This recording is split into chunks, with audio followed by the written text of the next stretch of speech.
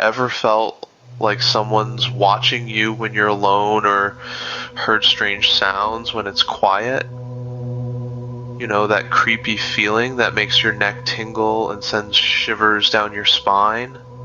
Not just a random fear or your mind playing games with you. These scary moments are real.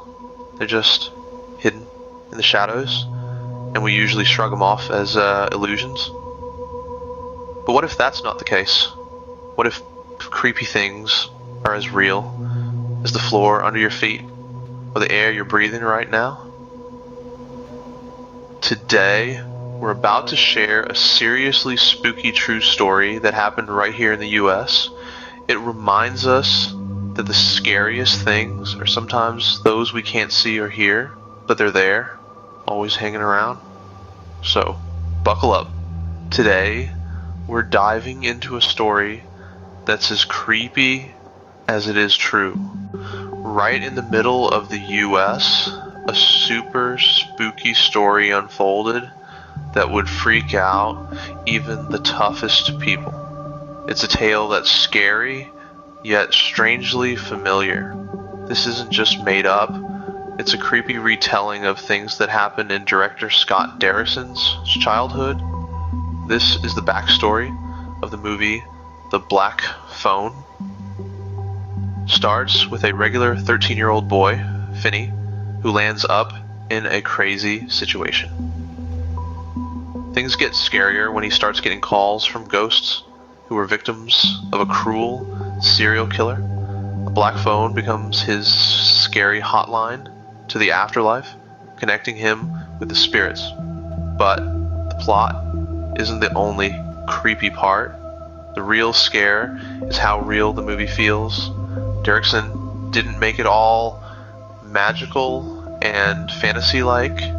He shared his own childhood fears and issues from the 70s. He gives us a clear picture of what he went through, making us feel what he felt. This story isn't just meant to us, but to show how brave kids can be when dealing with scary stuff. It's proof that hope can always be found, even when things are super scary.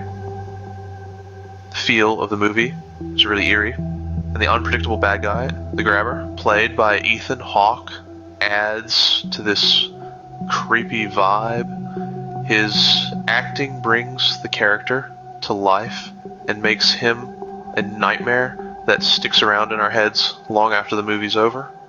But as Finney out, sometimes it's best not to answer calls from the other side. When reality and ghostly stuff start to mix, things get scarier. This story revolves around a spooky black phone that nobody knows where it came from. It rings in our worst, and we can't help but about the voices coming from it. Are these actually from people who have passed away and are now stuck in some ghost world? Or is there something more evil going on? Our main character, Finney, is a young guy who's seen some terrifying stuff. Will he manage to escape the scary murderer, or will he end up another voice on that creepy phone? The story leaves us on the of our seats, our hearts thumping like crazy for an ending that never happens. This story really gets to us. It plays with our biggest fears, reminding us that there's a lot of scary stuff in the world that we can see, and even more that we can't. It leaves us feeling freaked out even after the story's over, and so the black phone stays there. Creepy ring echoing in the silence. Its full terror, still a chilling mystery.